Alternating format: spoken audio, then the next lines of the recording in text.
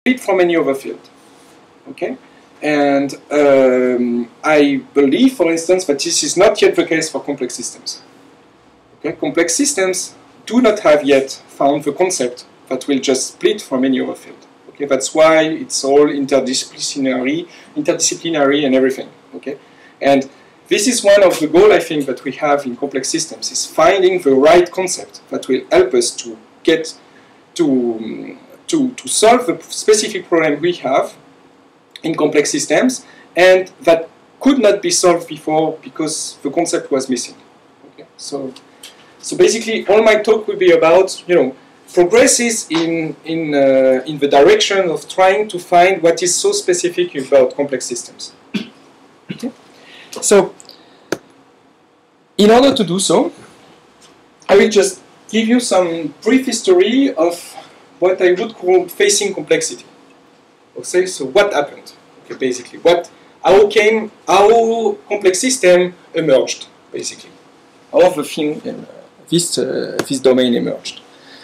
So basically, basically in the 19th century, beginning of the 19th century, there was some kind of a belief. I'm not sure that it's true, but it's basically some hope that if we can find the rules governing the universe, then we will control everything. We will be able to predict everything. We will be able to control everything, and it will be all nice. And the rules are necessarily simple because there is a God and everything.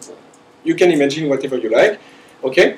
And there was some hope that everything would be simple once we could understood what's going on, okay? I mean the rule governing the world, okay?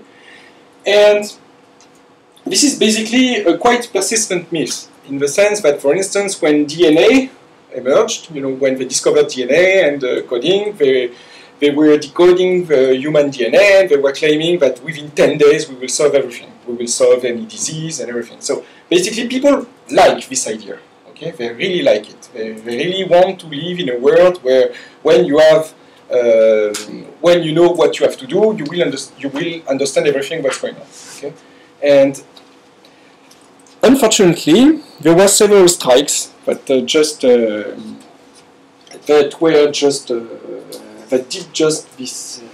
collapse this idea, basically, this idea just crashed down.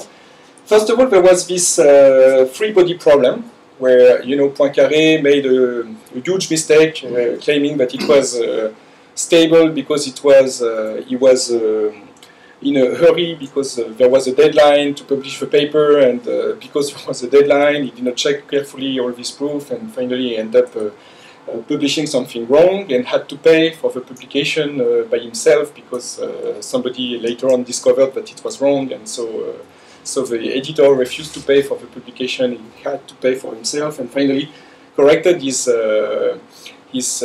article several years later and discovered what was a pretty striking result is that there are some initial configuration in the free body problem. It's gravity. You have 3 planets, and you want to predict what the trajectories are. And he discovered there are some specific initial configurations where if you don't know every bit, all the precision, then you cannot predict correctly where the planets will be.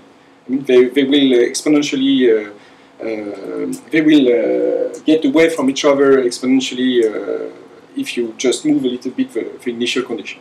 Okay, so this was the first strike. I mean, everything, you have simple rules.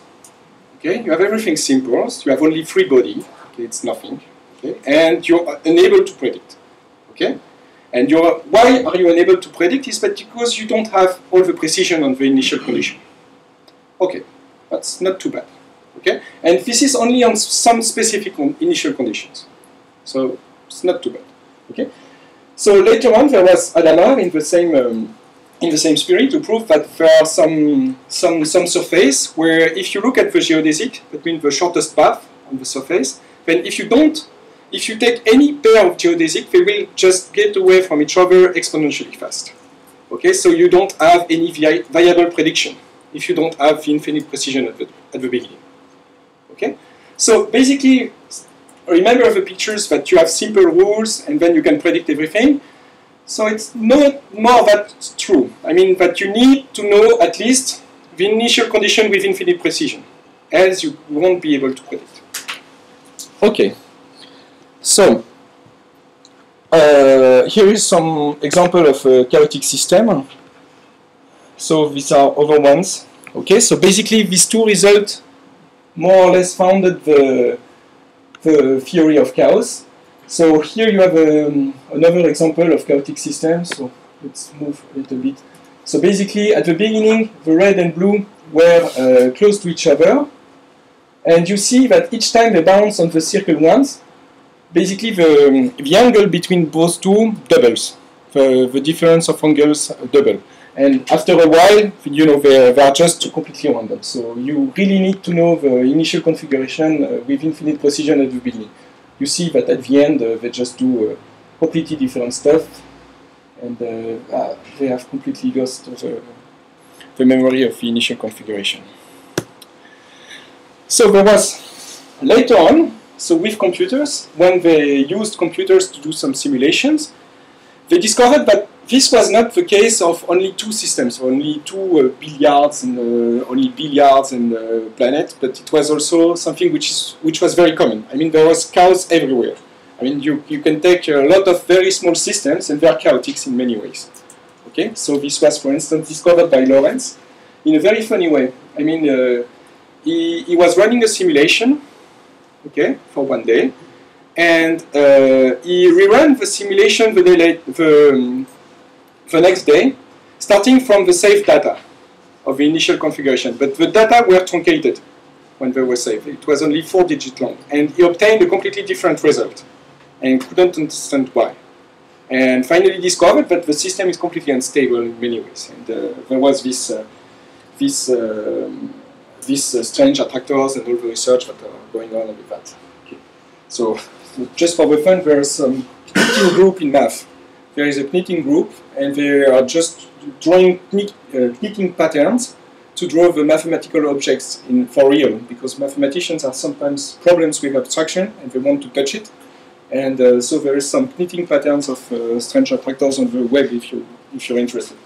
Anyway, so what's interesting about chaos here is that that's what Poincaré said in the end of the 19th century, is that basically he immediately grasped a very important idea, is that, you know, a very little cause that we cannot see. Okay, so we cannot see that we don't have all the information about the initial configuration. We cannot have infinite precision at the beginning. Okay, but what we see is that there is something here that we cannot see. Okay, the missing part of the initial configuration that has great consequences. I mean, within few days, everything changed. Okay, and so we say it's random.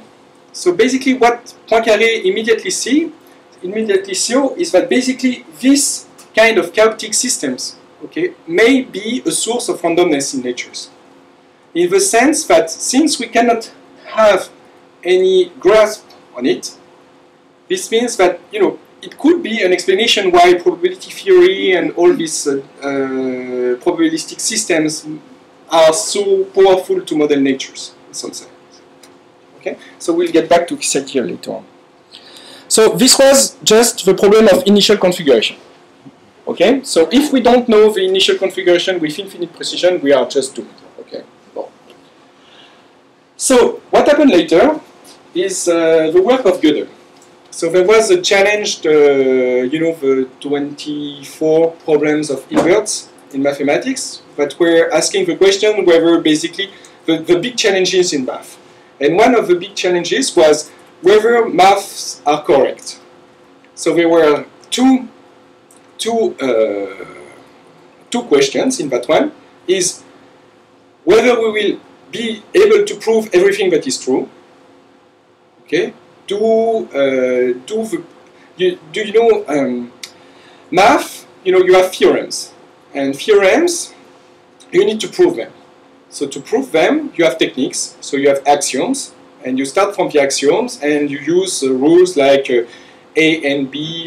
If A imply B, and